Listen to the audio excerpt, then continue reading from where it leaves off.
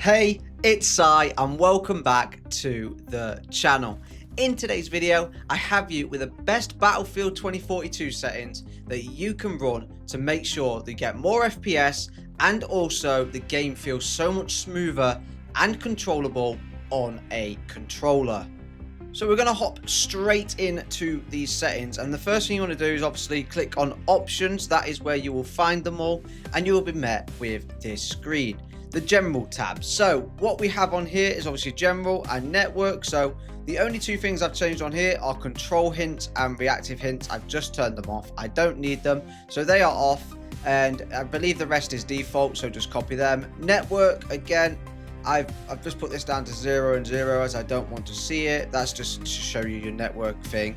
And then this I put on, and yeah, that's all that's changed on there. So then if we go across to some display settings, obviously these are where some of your most important settings are for the actual FPS boosts and also the game quality. So you have different basically different tabs within this display settings. So we'll start on video, and basically full screen mode, you want to be on full screen if you can get away with it, but because I stream, I use borderless. So yeah, put it on full screen. You will see a massive difference in the smoothness of the game, the way the game runs, and also you won't get any like little jutters or anything because the game will just be running and it'll be focusing on that game. So yeah, just put it on full screen if you can get away with it. I only use this because I stream and record. So yeah, make sure this is your monitor that you want to play on. Make sure it's the correct resolution and also refresh rate. Mine is 164. Yes, I need a new monitor, I know. And then moving down to field of view, your field of view is personal preference. Some people like it all the way up at 100 or even 105. This one goes up to. However, for a controller to gain control while aiming at distant targets, I wouldn't go any higher than 95. 90 is a very, very good sort of middle ground and starting point. If you feel like you're still too close, move it up to 95, and I've found that is my perfect sort of distance on this game, and I can still hit targets close and at long range. So yeah, maybe start at 90, 95 and see how you feel. If you still want more and you think you can still aim at people, by all means try 100, but I wouldn't go any higher really than about 95, to be honest. Vehicle third person, where you can whack this all the way up to 88. That's as high as it goes. This just gives you like almost like a bird's eye view over vehicles when you are driving, and allows you to see more around you when you're in sort of tanks or in jets. So yeah, ADS field of view, you want this on. If you have this off, targets will be harder to hit as they will be a lot smaller. This way, the field of view will go straight into your weapon sight field of view instead of your perspective, so the targets will be a lot clearer and a lot bigger on your screen. So just keep this on. You can try it off if you really want to, but I would keep this on if you just want to play and have good accuracy. And then brightness, so this is the start of the graphics settings. Obviously brightness 55 I run. This makes the lights sort of not too light and blown out, and it makes the darks nice and light so that I can still see into the shadowy areas. As I say, using 55 for my monitor, I found that it doesn't blow out any of the light areas or any of the dark areas. Most people will get away with keeping this on 50, which is the default. However, I've just upped it to 55 and it looks absolutely spot on. High dynamic range I've not touched, it's on auto. This I've not touched. Now these settings here are very important for if you sort of start feeling any motion sickness or anything. And also it makes the visuals of the game look a lot cleaner. You can see people a lot better, and it'll just help with FPS as well. So motion blur, whack it down to 0. I believe it's on full to start. Turn off this and turn off vignette. They just make the game look awful. And as I say, motion blur will make you sick if you are in that category of motion blur making you ill, like myself. So yeah, turn that all the way off, and you will thank me later. And then we get down to the graphic presets. Now there is custom presets you can have here, so like ones that are already there, high, low, medium, etc. However, I've just gone into custom, and this is what we've got. I won't run through them all, but as you can see, if you just pause the video, you can copy all of these down. These are the best settings that I have found for maximum FPS, no jittering, no lag, and also clearly seeing targets. So yeah, if you just copy these down, and then you reach advanced, and I've got all of this. I've got DLSS on performance, Now you can keep this on balanced, but for some reason I just flicked it to performance and it didn't really do a lot, to be honest. So yeah, you can keep that on balance, but performance is what I run. I've got ray tracing off. Make sure that's very important you have that off. Now NVIDIA Reflex Low Latency. Try your PC enabled plus boost. If you're getting jitter, try enabled. If you're getting jitter unenabled, try boost. I don't know why. It's just some systems will do better on enabled plus boost, and some will do better on enabled. So yeah, just give that a little go in a game into like TDM. I have this off, and make sure vertical sync is off, as that will hog so much FPS. And then moving across to HUD general. So obviously you want your HUD on. I have HUD prompts on as well. You could probably turn that off if you don't want it. Obviously, these hints I've got off. HUD motion, this is a very important one. Turn it off. Otherwise, like your little components, like your minimap and stuff, if you get an explosion next to you, they will start shaking and things, and it just makes the game look awful, and it makes the visual quality of the game just look really, really bad. So yeah, just turn that off, and it'll look so much cleaner, so much neater. And then show vehicle seat, I've just got that off. To be honest with you, I'm not really sure what that actually does. Helicopter gunner view and both, haven't changed that. Soldier compass I have off. So if you want the little compass at the top of the screen, it will like tell you north, west, south as when you're moving with coordinates, keep that on. But I have that off just so there's less clutter on my screen. Camera shake amount, make sure again that is whacked all the way down to 20, as otherwise everything will shake like crazy when you have an explosion or when you're getting shot at. So yeah, whack that all the way down. Colorblind settings, I don't think I've done much to this apart from basically if you go into here and you select what color you want or see what color it is, you can basically go across and slide the slider, slide this little thing here all the way across here, and it'll make them more vibrant. And I believe that's what I did with all of these. And then show kills made by, you want squad and nearby. This is so you know what is going on all around you. And then damage number visibility. Now I have this on my center screen just so I can see how much damage I've done to someone, but I have it on small so it's not too much of a hindrance on the screen. And then that is just where it's placed basically in the screen. And then chat visibility, I'm not really sure whether I've changed anything in here, to be honest. I don't really bother with it that much. HUD scaling, now this is another important settings because this will basically make the screen while you're playing a lot more less cluttered, and yeah, it's very, very helpful. So this one I've put on 50 because you don't really need the log scale.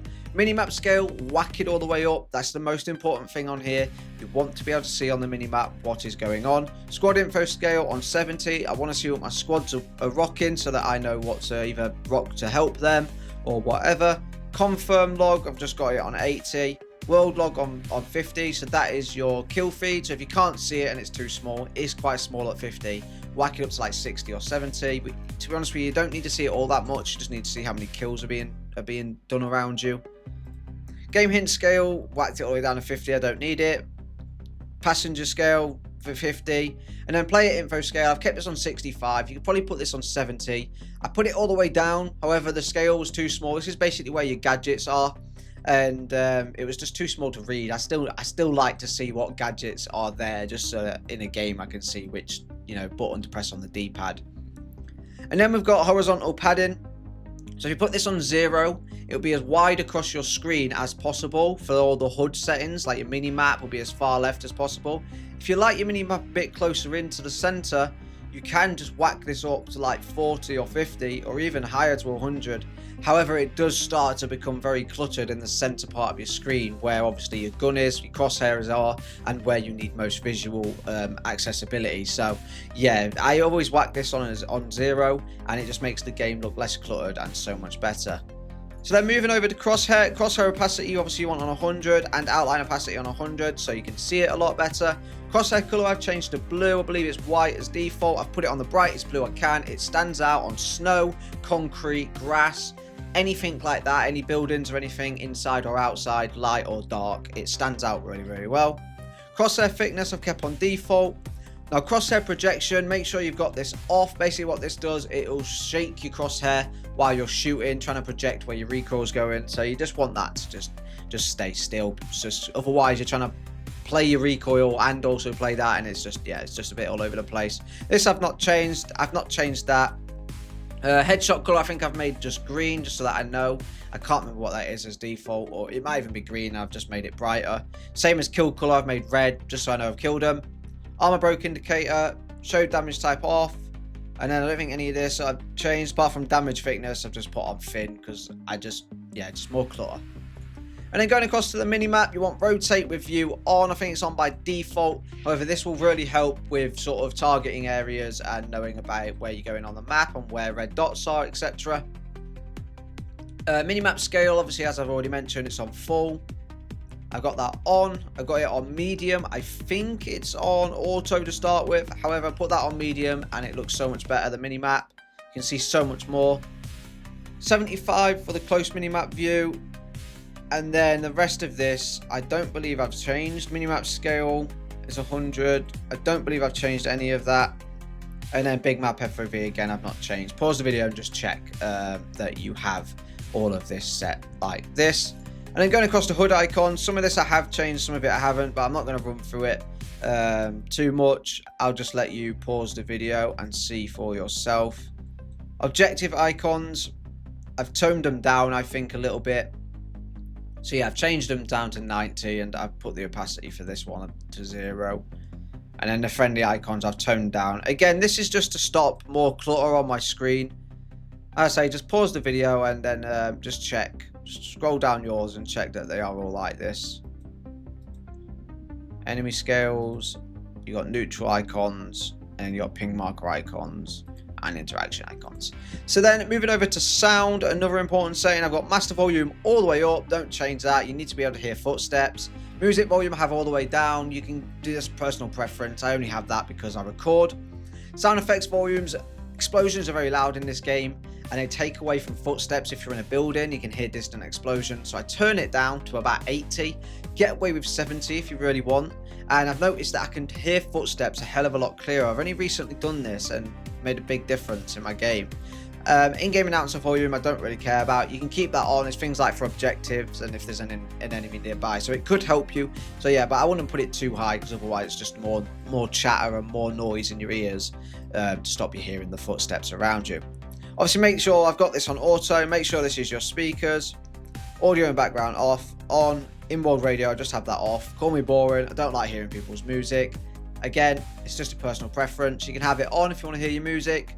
So yeah, that's just personal preference. Voice chat, I've not changed any of this, so just make sure everything's the same. The only thing I have changed is push to talk. And then subtitles, I've just turned them off.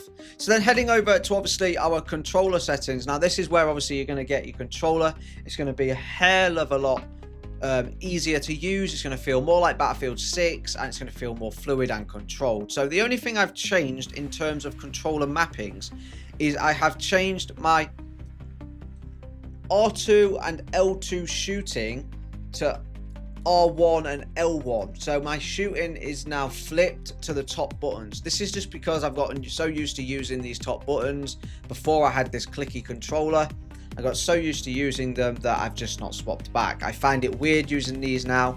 So if you want to do that, then you literally just go into this edit controller settings, go over to weapons and equipment and see here, obviously it says RB because it thinks it's an Xbox controller, but it's not. When I plug my actual controller in, it'll go to R1 and L1. So you can just change them right there and then make sure you put whatever it was that was corresponding on these buttons onto L2 and R2. So all you're doing is literally flipping them over. And then go across to, as I say, you can change all the settings. Actually, I'll mention you can change all of the settings if you really want to, but I've not changed many of them, to be honest. So then if we go across to global, now obviously I don't think there's much in here I've changed apart from this bottom one, which is your controller vibration. Now I have the rumbles removed in my controller anyway, so it doesn't actually have any vibration given off. However, if you've just got a standard controller, turn vibration off, because when you're shooting, it'll just make you jutter a little bit. It can make your aim go a little bit funny. Yeah, just turn it off and it'll make your aim so much smoother and feel so much better. And then if we go across to on foot, obviously these are sort of your soldier settings, and these are what are going to make the game feel smoother, more fluid, etc.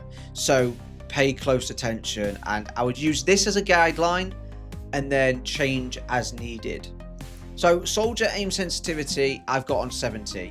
Since some people using 80, 90, but you must be a wacky, insane person to use that, because you will be spinning around so fast, it's unbelievable. So stick to 70 as a baseline, and then go from there. If it's too fast, lower it down. If it's too slow, higher it up. I have that off. Field of view again, obviously 95, we've already seen. ADS field of view on. Uniform soldier aiming. By default, this is on. Basically, what this does is if you're aiming down a 1, 2, 3, 4, 5, 6, 7, 8, 9, 10, 11, 12 times zoom, it will change your zoom and it will change your sensitivity per zoom automatically. So you don't actually have to change anything in the settings. However, I've found that it's completely wrong. You can't aim very well with it. So what you want to do is flick this off, and we will get back to it at the end of this list, because I will show you my aim sensitivities for each zoom type. They're very simple and straightforward, so yeah, just stick with me and trust the process. Just turn it off. And then this obviously doesn't really matter now, but it's on 133. Soldier aim assist on 100. You want aim assist all the way up. Soldier aim assist slowdown I put on 90. You can keep it on 100, however I found just 90 just feels a little bit smoother. Aim assist zoom snap, you can put this on 0. However, I found 20 to be the happy medium. Anything higher than sort of 30 or 40, basically what happens is if you have a target in front of a target you're aiming at, you will be dragged off of the person you're aiming at. So it'll auto snap onto the person like behind or in front, and you'll be dragged off your aim and also your target, and it's killed me multiple times. Didn't even realize that I needed to change this. However, I've changed it down to 20. Seen people use it on 0, seen people use it on 40. So find your happy medium where you want that snap. If you don't want any snap, put it on 0. But if you do want some sort of assist in snapping onto people, then I suggest 20 is a very, very good way to go. And then input curve, I prefer Battlefield 1 and Battlefield 4 to the standard on here. I was like in the beta as well for Battlefield 6, I preferred it. I've got standard for the aim input curve for the zoom, and then for this one I've got BF1. Now don't ask me why, it just feels so much better. It's just one I've got used to, so yeah. And then aiming left and right acceleration, you want this on 58. There was some numbers crunched by someone, and basically 58 came out on top. So 58 is what you want to use. If it's too fast or too slow, obviously again, adjust as you like. And then this, I've not really changed anything here. Zoom, I've obviously, as I say, this will be L1 on my controller. Steady scope still the same, I have to hold it. Soldier zoom aim sensitivity, I've got that on 55. Now, I wouldn't go any higher than 60, and I won't go any lower than 50. Again though, if it's too high or too low for you, just change it as per. However, 55 is a very, very strong starting point. Auto deploy I've got off, and then I've got my auto deploy when I air spawn on. So basically, if I jump off a building, it won't deploy until I press it, but if I spawn in the air, it will deploy automatically. That is just to save my life if I forget to do it. I haven't got auto throw grenades and things on. I've got that on toggle, and I've got request skip revive on toggle, just so I don't have to hold it down every time I die. And then here we get down to the aiming. So vertical aim ratio and the vertical zoom ratio I've got on 52. Both of them want to be the same, no matter if you change them up or down. Zoom transitioning, you want off. Smoothing, you want this off because you've turned the other setting off where I said trust the process. And then we get into the aim sensitivity. So anything from a 1 to a 2.5 set to 75. Anything from a 3 to a 4 set to 80. 5 times zoom, keep that on 100. And then anything from 6 to 12 I would put on 110. In fact, I would even put this one here on 120. That is your 12 times. Put that on 120 because I found yesterday it was a little bit slow when I was aiming down a 12 times scope, which I don't do very often, to be honest. I'm more an 8 times or a 10 times type of person for the snipers. So yeah, if you've got a 12 times scope, whack this up. And again, if you feel like you need to change any of these, just whack them up or down. Just give it a try. It's a lot of trial and error, I know, but this is a really, really good base and a really good starting point. And trust me, it will feel so much better than having that other setting on at the top. In terms of vehicles, I will have changed the sensitivity, and as I say, field of views up there. Free look sensitivity I've put down to 50. The standard, I've just kept all these standard. I just got this on 50 on here. And then I think this is also changed just for zooming and things. But as I say, pause the video and see what is going on here. I don't think any of this I've changed. I think I've kept it all the same. It's very rare I use tanks and jets and things in this game anyway. Controller tuning. Now this is another important controller aspect, is your dead zones. Obviously we've got controller vibration off. However, dead zones is very important because you want them as low as possible without having any stick drift. If you don't know what stick drift is, it's where you'll be standing and still, not pressing your controller, and you will move slowly either one way or another. So if you get that, you need to higher it up by 1 each time and just do it until you are basically just still and not moving when you're not touching the controller. I found on mine I can get away with 2 and 3 on both of these for the center and axial dead zones. However, my axial one I did start on 2 and I had stick drift, so leave it on 3. If these get anywhere above sort of 8 or 10, I'd say time for a new controller, unfortunately. And then for the left stick, because this is the one you're going to be running with, to make the game feel smoother, basically what happens is you don't have to move that stick as far forward to get input if you put it on 80 for your max input threshold, and that makes it feel so much more responsive when you are running. It's crazy. The movement feels so much more responsive when you do that, so stick that on 80. However, this one you want on 100 because obviously it's the one you're going to be shooting with, so you want as much aim left and right, up and down, etc. as you can get, so that you can, you know, snap onto targets and things. And then as for the controller triggers, as I say, I'm fortunate enough to have a controller that has mouse click triggers. Some people call it cheating, but yeah, it says mouse click triggers. But if you don't have that, what you can do is you can change these to 0.505. Basically what that'll mean is you barely have to press that trigger in to actually get a response on the game. So what you'll find is you can shoot pistols a lot faster, single tap faster, and you can also just throw things faster, snipe faster, and you'll be shooting so much faster. So it reduces the time delay between you pressing the button and it's showing on the screen, and can really help win those one-on-one gunfights. Joystick, nothing's changed here. Obviously I don't use it. And then moving over to obviously mouse and key, I don't use. Accessibility. Now in here there's not really a lot to change, I don't believe. So you've got obviously all the color settings again. Motion blur off. This is all just things we've already been through. Concussion effect I put on dark, I don't really like it on light. That's off, and then there's just that. And then as I say, subtitles we've already gone through. And then controls, the only thing, as I say, I've changed is toggle for the request, skip and revive. So that's all the same. And then extras tab, you literally do not need, as it's just all legal stuff.